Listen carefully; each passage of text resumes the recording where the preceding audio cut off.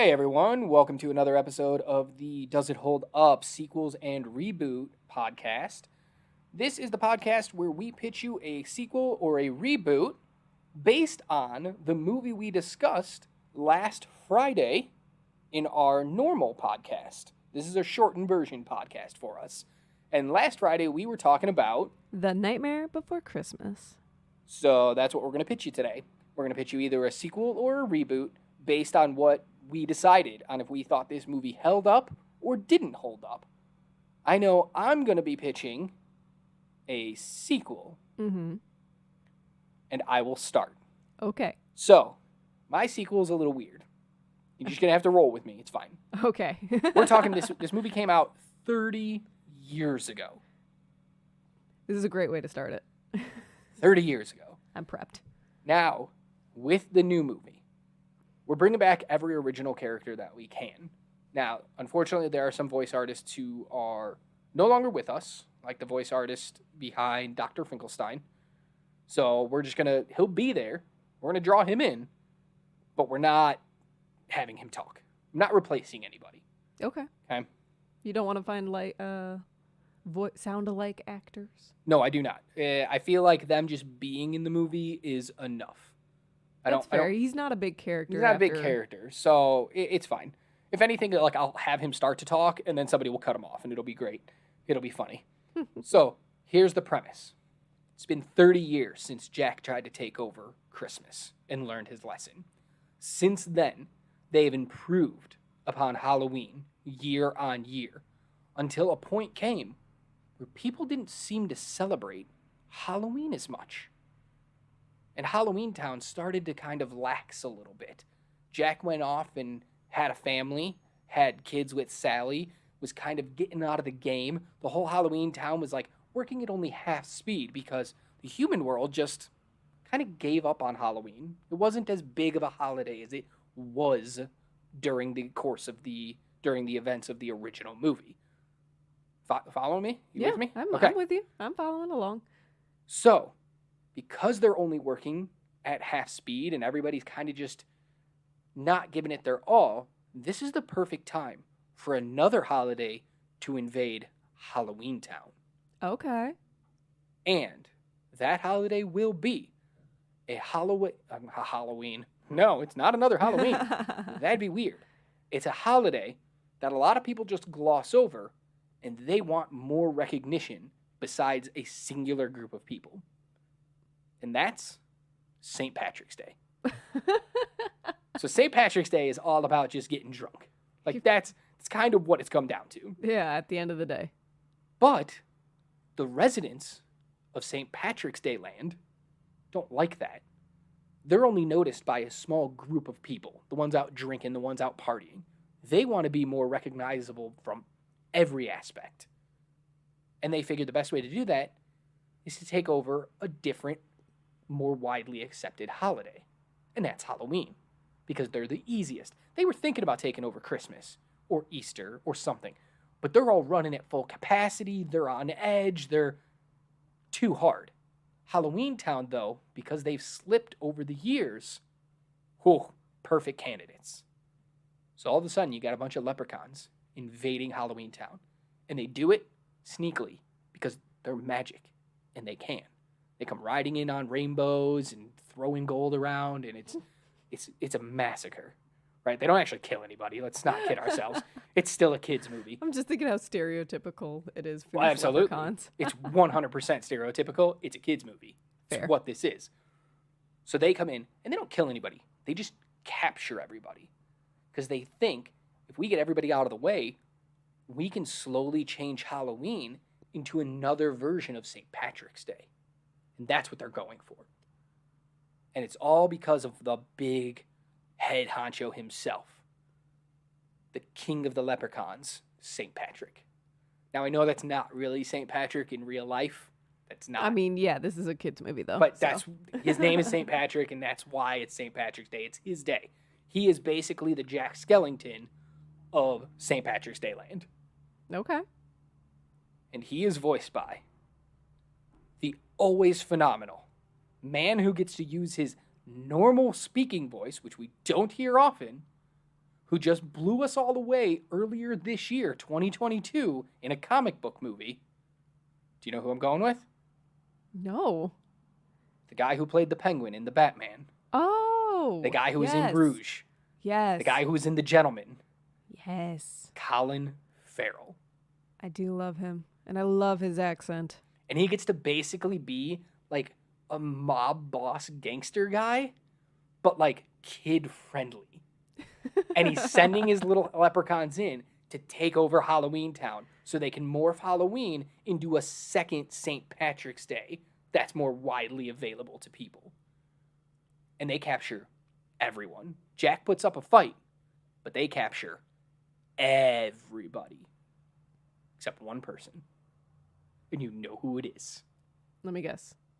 Oogie Boogie. Of course it's Oogie Boogie. This is Oogie Boogie's redemption arc, right? So for 30 years, this man has been locked away on the outskirts of town and only gets to come out for Halloween. But because Halloween's been slacking year on year and people are becoming less interested in it, Oogie Boogie doesn't even get to come out every Halloween now. He's really been isolated.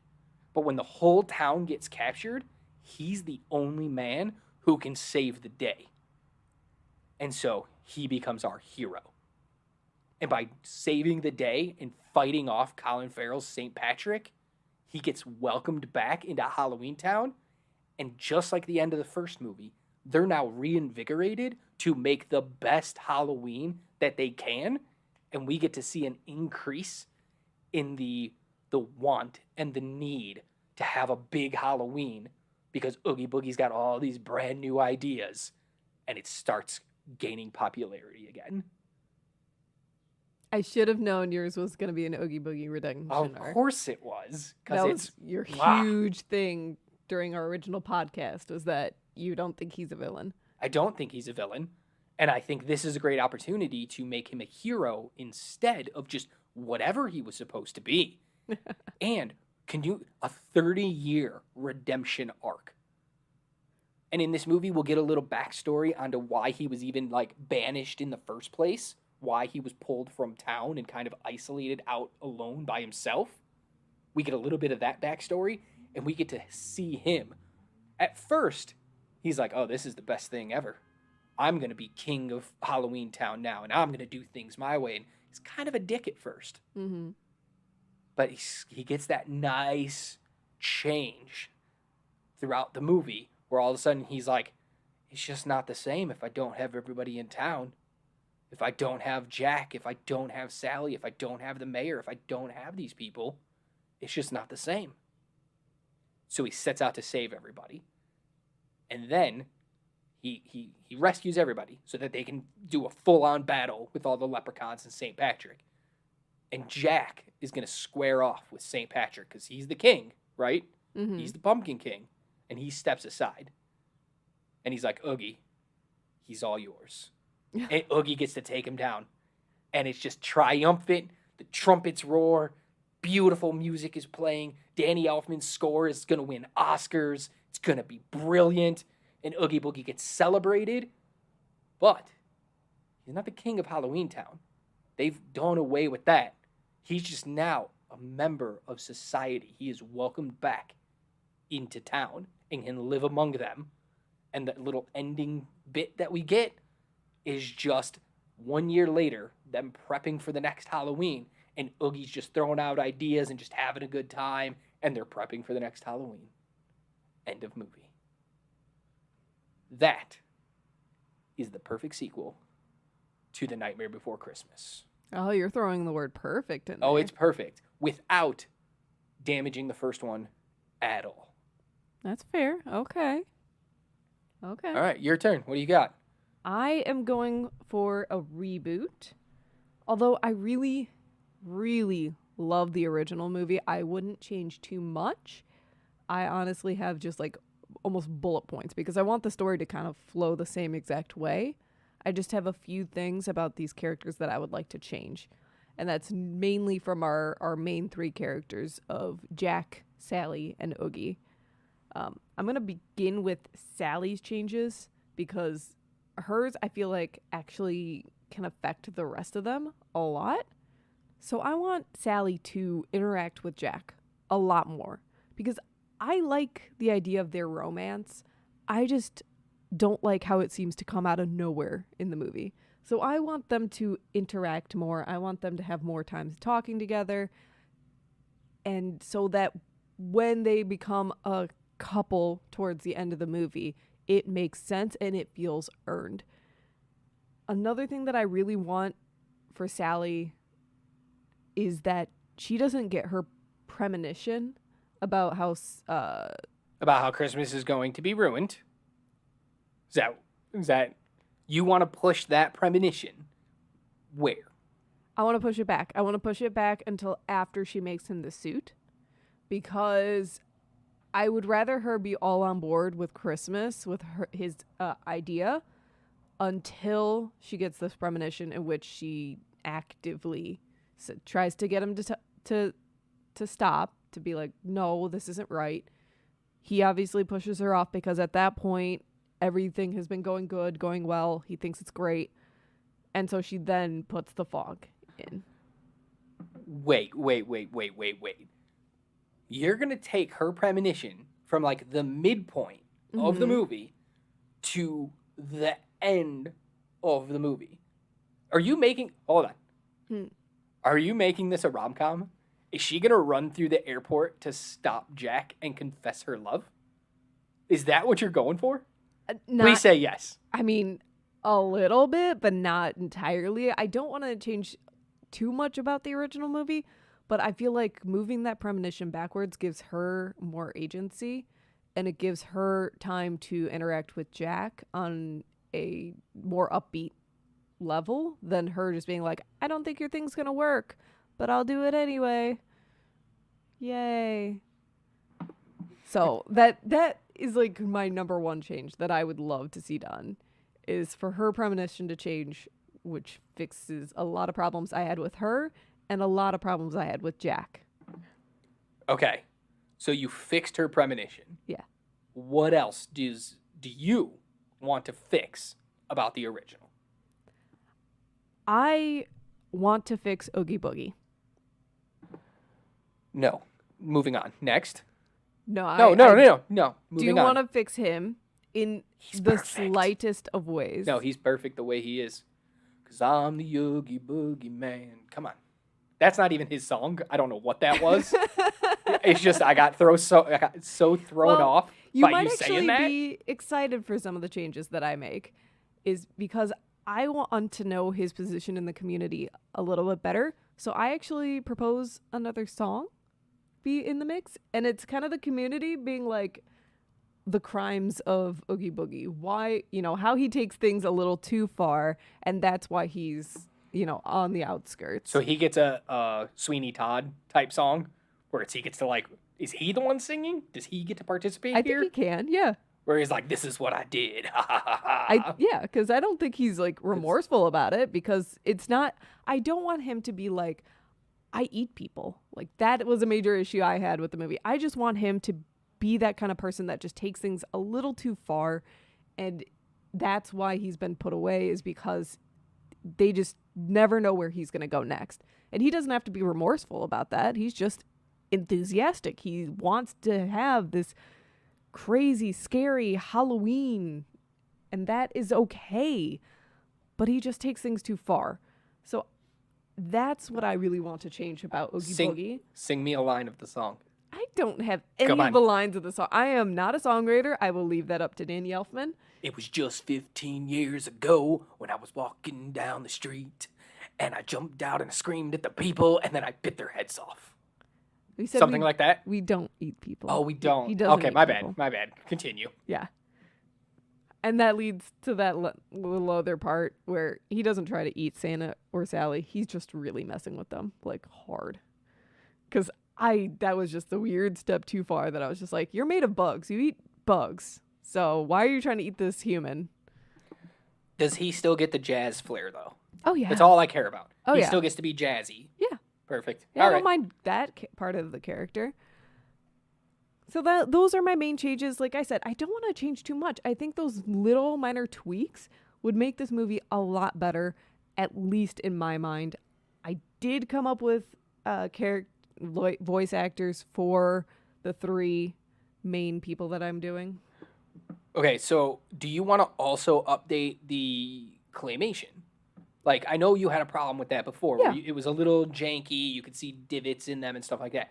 Do you want to keep that so that it matches? No, Or because do you want to fully update it to, like, Leica? If you guys don't know Leica Studios, they make wonderful, wonderful stop motion. Some of the best movies I've ever seen, and they're all stop motion. You should definitely check out everything they have to offer. They have a new movie coming out in 2023. I don't know the name of it, but I'm super excited for it.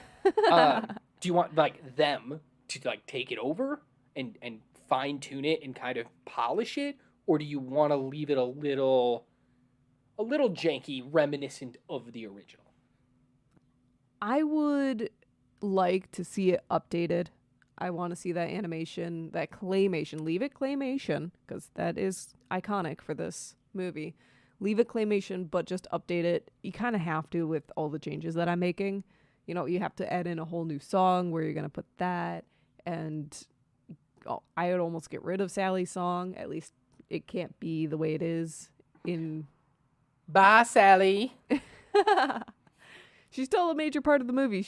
I don't like her song for what my new movie would be. Bye, Sally. That's all I got. Bye, Sally. So you're taking things, you're moving things. So much is changing while also being tiny little changes. So I think that updated claymation is necessary for my new movie. Okay. I'm not mad at the changes you made, but I gotta say, that might be one of the most nitpicky reboots I've ever heard. Probably will be the most nitpicky reboot ever on this podcast. Probably. That was like I'm going to reboot the entire movie because I didn't like these 2 things. See, I put a lot of thought into this reboot because, like I said, I don't think this movie held up. And it's for the reasons mainly of, like, I didn't care for the characters anymore, so I changed them. I changed the flow a little bit just to really work out some of those kinks that just held me up. Okay. I'm going to regret asking this because you said you have voices, like actors that you want to voice these roles. Mm-hmm. Who? Which characters? I have Jack, Sally, and Oogie. Okay. Mainly because I feel like I can't have the exact same voice actors. I mean, you absolutely could. They are all still alive. I know, but okay. I figure updated version. Okay. I have no idea where this is going, but who are the voices? Which one do you want first? Start at Jack and go to Oogie Boogie. So Jack, Sally, Oogie Boogie? Yep. Okay. For Jack, I have Taron Egerton. Why? I think he could do the voice. We already know he does voice acting in animated movies. He has done that before, and he can sing. All of my actors can also sing their parts. So is Jack British now? Yeah, why not? Oh my god. Okay. Oh. Okay. I'll reserve comment until we hear all of them. I mean, you can comment away. Who's is funny. Sally? Who's Sally? Sally, I have as Amanda Siegfried. Siegfried? Seyfried? Seyfried. Amanda Seyfried. Okay. Bug-eyed girl? Big-eyed girl? Yeah. Okay. It's Seyfried, not Siegfried. She's not part of Siegfried and Roy. I don't think she owns I don't know her personally, but I don't think she owns a tiger. I will say I am absolutely terrible at pronunciation. So when I look at my notes quickly and I read it, and I'm just like, yeah, that sounds right. Well, you already know how I feel about her, so move on. You have that feeling when seeing her. That you wouldn't see her in this one. I have that feeling about her. Move on. All right. And my Oogie Boogie, the one, the only, Jack Black. Okay. Now you have my attention. He is so good with doing voices. He can sing. And I think he would have that kind of chaotic energy that Oogie really needs to work. So I think Jack Black is the best pick. You're not wrong. Jack Black. I'm not the only one. Jack Black is the right pick 98% of the time. Yeah. So he can sing, Mm-hmm. he can dance. Mm-hmm. Everybody look at your pants. This is the safety dance. No, he's a great choice. I'm not on board with your other two. Like I knew they were going to be a little bit out there, and I knew I was going to have to fight you on Amanda, but like I am drowning in a flood because I refuse to get on that arc with those two. I am so far off the boat with those two. really, Oh, absolutely. Amanda could definitely do the voice. No. That little high-pitched voice, her singing voice is very beautiful.